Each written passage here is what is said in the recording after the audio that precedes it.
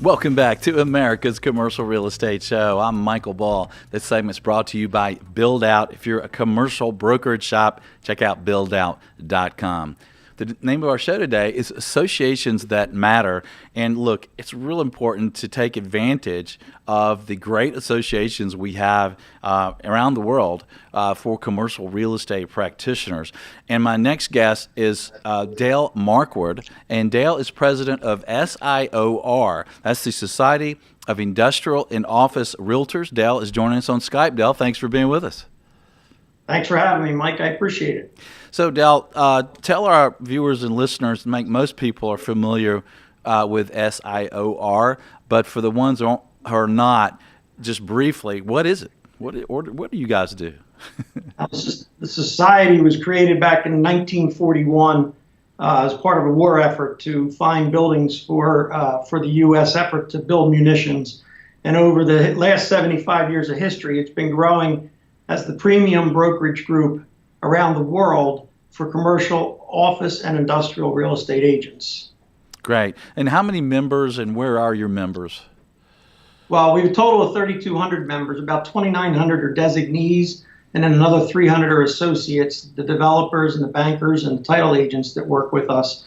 We're currently all over the world. We're in 36 countries.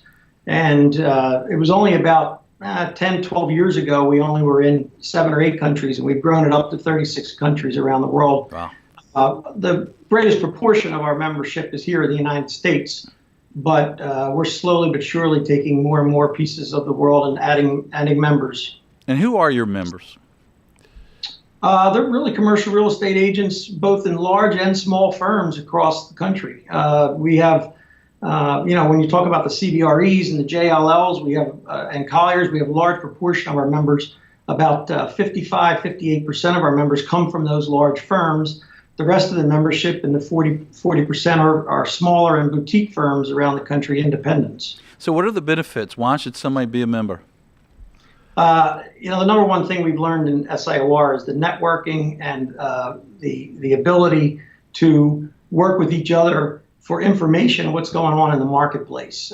Yes, if you're in one of the big firms, you have access to marketing, you have access to each other inside those offices, but there's so much more happening around the world and around the country that the rest of us get together and we begin to share ideas and best practices and ethics. And, we just learned as you get in SIOR, there's another deal waiting right around the corner from our members every time we get together for our conferences. Right. And speaking of conferences and around the corner, you have a big one coming up in Austin, April 11th and 14th. Tell us about that. Every year we run 2 conferences in the U.S., and we've been doing that for a long time. I like to say that our members are kind of conference junkies, because out of the 3,000 members we have, we get between 800 and 1,000 of our members to show up at each conference, which is a remarkably high percentage. So we just finished the Chicago conference, which was a resounding success. 950 people came. This is the first time we're going to go to Austin, Texas, and a lot of buzz about that. We did Nashville a few years back, and it was the first time we tried Nashville. There was a little bit of nervousness about how many would show up. We ended up with almost 1,100 people coming to Nashville, so it was a huge success.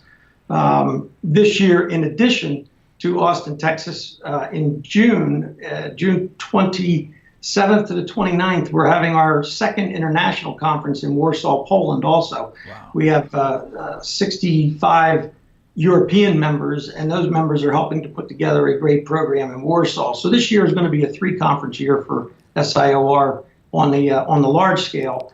And in addition to that, we have multiple regional conferences, Southeast Conference, we've had a Midwest Conference, and that's where multiple chapters and developers come together within a large area within the U.S. Yeah, that's fantastic. I'd like to see you guys in Austin in April. Tell us about the SIOR Index, because this is a pretty cool feature, a pretty cool thing you guys do. Mike, I got to tell you, I've only begun working on an index. Over the last 2 years, we've been putting together more information for the market. One of the things that we at SIOR have been trying to do is figure out how do we maintain high relevance within the marketplace? Again, because a lot of the large firms do the statistical analysis around the country. SIOR doesn't need to do that work. What we need to do is we need to be able to put together the information that everybody else is pulling together, and we need to put the best thought leadership and where the market's going from there. So that's what SIOR is starting to move towards more and more, is that we are explaining to our customers, to the developers, and everybody else out there that uses commercial real estate, we're explaining to them, using all the statistics and indexes, where's the world going with commercial real estate. Yeah, and I like your index. I mean, if you tell by the score, are we in a well-balanced market, or are we in a weak market, right? Well, right now we're in a strong market, and we are pretty well balanced, right? The biggest, I think, what we're seeing happen slowly but surely is supply is becoming more and more difficult. Many of the industrial markets right now are running at 2% and 3% vacancy, which is historical low. So, if you take a look at our indexes, depending on what cities you are within the United States, you're looking at a very, very strong landlord market, and people are having to build new buildings. And we're not overbuilding, because as things get built, they get leased. So our vacancy rates have been staying down around 2, 3, 4% on the industrial side. Yeah. The industrial brokers and developers have big smiles on their faces right now. It's about time. So you think about for years, sometimes they've had it tough. Now, one of the resources I think it's really cool that you guys have, and I'm curious how long this has been out, is the CRE Resource Center, right? Tell us about that.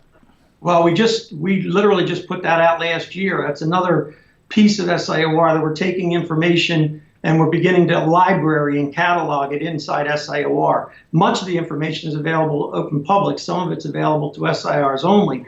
Basically, we're taking the data from around the country or around the world, and we're bringing it in-house. We're also providing some of our brokers, say, examples of contracts and documents, because everybody does it a little bit different. But sometimes you walk in a room and you say, boy, I wish I had a good agency agreement for this particular instance. Well, SIOR is taking some of that information, and we're putting a library together of all that information to help our members use it for their current business.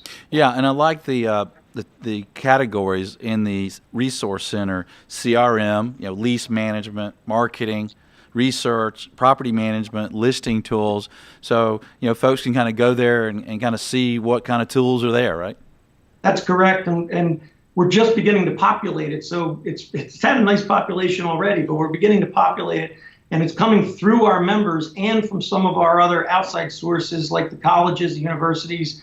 We're partnering with others, the SIOR Foundation, and we're putting the information in the CRE index and putting it together for everybody to utilize. That's great. Well, Dale, what would be your final comment that viewers and listeners around the country should think about, maybe if they are looking for a broker, to consider using an SIOR, or if they are an agent or broker, considering joining it and being active in the group? Well, I got to tell you, what I've told people is I've been in the business for 20 years at SIOR, and it has been one of the best business decisions I ever made, because I have made more friends and glean more knowledge about our industry from the other SIORs. And it's the number one reason for people to join. You can be a broker doing very well for yourself outside there, but there's more to be had, both to give back to the industry and to learn from the other members in our industry by getting an SIOR. That's perfect. Well, Dale, thanks for the information about SIOR, and thanks for being on the show. Mike, I really appreciate the time. Thanks very much. And thanks for joining us on the radio stations, on the Podomatic, on iTunes, on YouTube, the show website. However you're watching or listening, we sure appreciate you being with us. And until next week, be sure that you always lead, learn, and laugh, and join us for America's Commercial Real Estate Show.